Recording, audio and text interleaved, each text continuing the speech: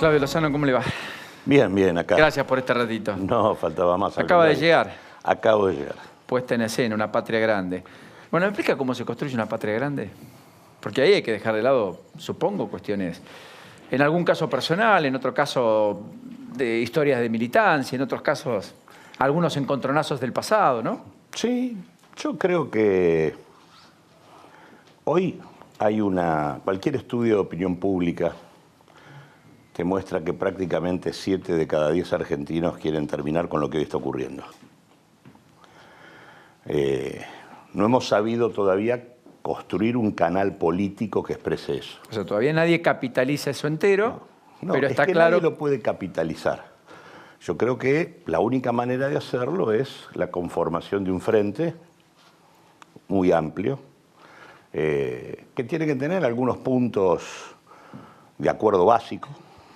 Me parece que el primero de ellos es desterrar del horizonte de la Argentina las políticas neoliberales. Estamos en la tercera fase de estas políticas.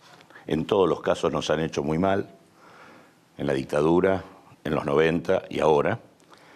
Me parece que después hay un conjunto de temas que son centrales. Uno es el tema de la pobreza en la Argentina. Es francamente inaceptable que en nuestro país haya pobreza y que haya hambre.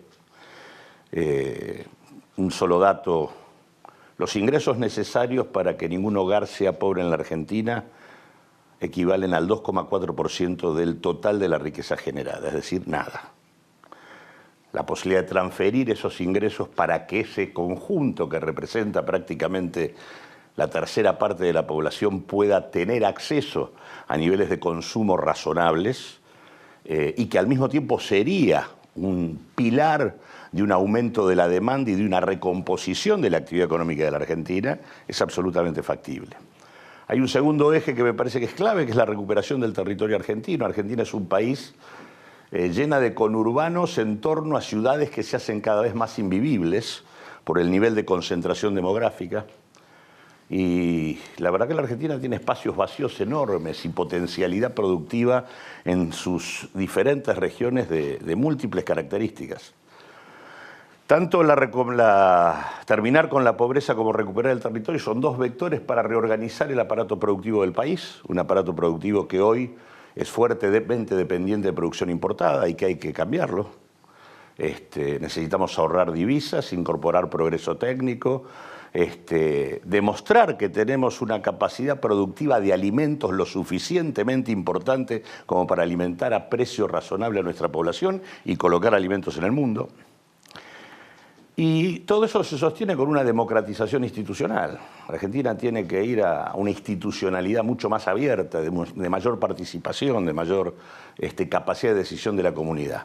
Y hacer esto nos coloca aparte de frente a un tema que creo que es clave, que hoy está puesto para, casi te diría, garantizar la continuidad de lo que estamos viviendo, que es el tema de la deuda. La verdad que el volumen de endeudamiento que ha construido este gobierno, una deuda que prácticamente en un 60% se ha fugado, es decir, no es que hemos tomado deuda para el desarrollo de la Argentina.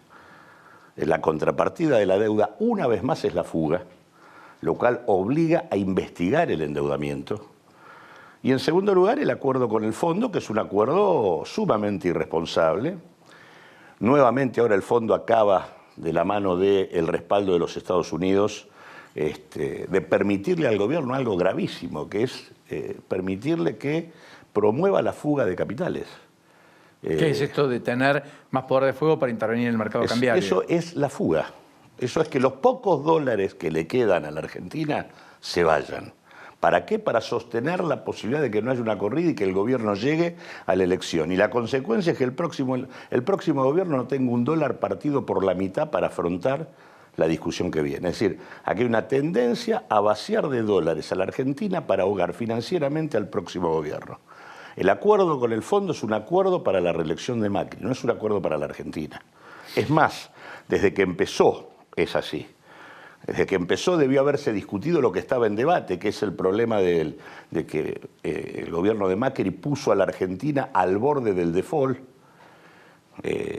no tenía dólares para afrontar los compromisos y vencimientos que tenía, y en lugar de reestructurar la deuda pública, lo que se hizo fue hacer un crédito que incrementó el endeudamiento, aumentó los compromisos y pateó la pelota para adelante.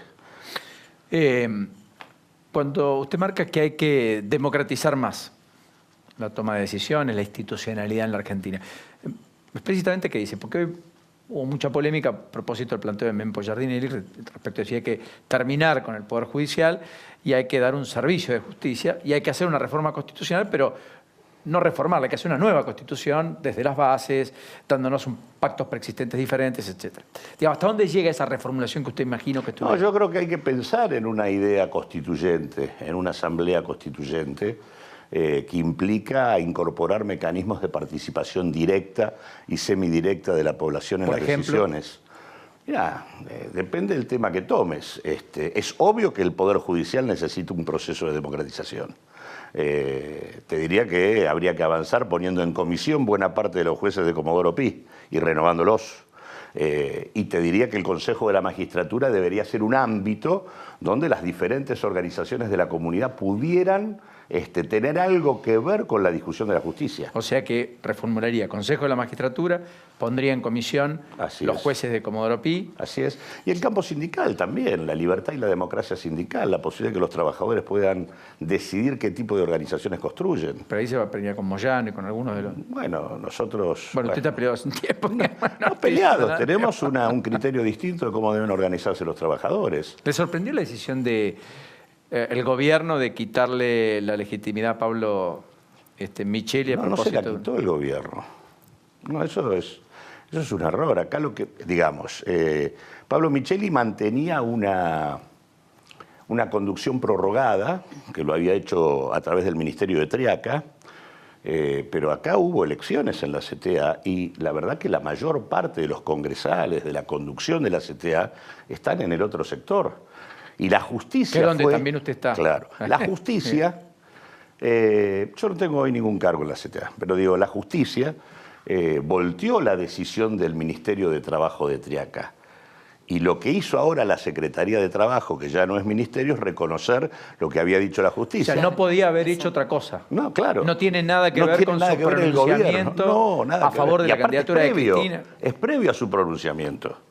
No es posterior al pronunciamiento. O sea, que él toma eso con habilidad para. Exactamente. Yo te diría, para hacerla precisa, al interior de la CTA Autónoma hay aproximadamente, o había 28 organizaciones que formaban parte de esa central, de las cuales 25 están en la central que conduce Ricardo Peidro, Hugo Cachorro Godoy y Claudia Baigorria. En la de Pablo Micheli quedaron 2 organizaciones nada más, y hay una que quedó en el medio. La mayor parte de la conducción convocó a una elección, la mayor parte de los congresales convocó una elección, esa elección se hizo en tiempo y forma, y eso es lo que la justicia dijo. Esta elección es la que vale, y reconoció la nueva conducción de Ricardo Peidro, de Hugo Godoy y de Claudia Baigorria. Eso es lo que pasó. Y es previo a todo el tema de sus declaraciones y demás. En realidad, lamentablemente, Pablo no termina de aceptar que él dejó de representar lo que representaba. Nacho, Lourdes. Sí, le quería preguntar, Lozano, ¿cómo está? ¿Cómo le va? Bien, ¿cómo te va? Le quería preguntar, usted fue muy crítico durante el kirchnerismo, en especial en la última etapa, sobre todo con el Ministerio de Economía, cuando estuvo al frente Hernán Lorenzino y Axel Kicillof. ¿Cree que aquella política económica era superior, era mejor a la política económica actual de este gobierno? ¿Qué diferencias encuentra o similitudes en todo caso? Mirá, creo que el enfoque de la política de Macri es un enfoque totalmente distinto. Digamos, no vino a mejorar lo que estaban haciendo mal o lo que estaba haciendo mal la experiencia anterior. Para ponerlo de manera muy grosera, la característica de la política económica anterior tenía que ver con que el Estado tenía que intervenir, regular y orientar la economía. Desde mi punto de vista, los mecanismos regulatorios que se utilizaron no fueron los adecuados. No hubo una regulación pública en términos de defender el interés público. En muchos casos hubo una regulación facciosa que beneficiaba a algunos y postergaba a otros. Y por lo tanto había que discutir la calidad de la regulación. El macrismo no vino a hacer eso, vino a plantear otra cosa. Vino a plantear la apertura general de capitales y de producción de la economía argentina, vino a desregular, vino a decir voy a destrabar la economía porque el Estado la traba, sobre la vieja lógica que enunció Martínez de Oz, que enunció Cavallo y Menem respecto a que la apertura, la desregulación y el interés privado son los que nos llevan a el beneficio del conjunto, y lo que se volvió a demostrar una vez más es que esto termina siempre igual. Alto nivel de endeudamiento, crisis externa y crisis social. Pasó con los militares, pasó con el final de la convertibilidad y pasa también con este gobierno. Volviendo a la cuestión judicial, ¿cree que este gobierno tiene la misma injerencia que criticaba del kirchnerismo sobre el Poder Judicial? Me parece que el Poder Judicial tiene un nivel de degradación brutal. Está penetrado por el poder político, por el poder económico, por los servicios de inteligencia. Yo creo que el problema más grave que tenemos hoy es que el Poder Judicial no es vara de nada. Es decir, nadie puede, en función de que una causa determinada se manifieste públicamente, saber si esa causa está avanzando por lo que objetivamente ocurre o porque efectivamente el tiempo político hace que avance. Es decir, nadie puede decir, este es culpable de tal cosa o no. Siempre aparece una operación de inteligencia o de contrainteligencia que justifica tal o cual cosa. Entonces, ¿hay una operación de inteligencia en la causa de los cuadernos? Seguro que la hay. ¿Lo que dicen los cuadernos está todo mal? No, hay muchas cosas ahí que hay que discutir en serio, detrás de lo que se denomina corrupción, que tienen que ver con el financiamiento ilegal de la política, con los sobreprecios en las compras públicas. Digo, hay todo un paquete de cuestiones muy importantes a discutir. Ahora, ¿es una operación de inteligencia? Sí lo es. ¿Dirigida? También. Ahora, en el caso de Stornelli, ¿qué hay? También hay una operación de inteligencia. Entonces, pero digo, lo que digo es que se ha perdido cualquier tipo de vara. O sea, la que perdió la verdad. ¿Eh? La que perdió la verdad. La verdad perdió, claro. No hay justicia. Por eso es que hay que reconstruir el Poder Judicial. Porque no se puede seguir así, está totalmente degradado. Desde el gobierno anterior y desde también. Gracias, Claudio. No, gracias a ustedes. Sé que tuvo una jornada ajetreada y ha venido con lo justo, pero llegó y eso Bueno. es muy valioso y muchas gracias. No, gracias a ustedes. Muy gentil.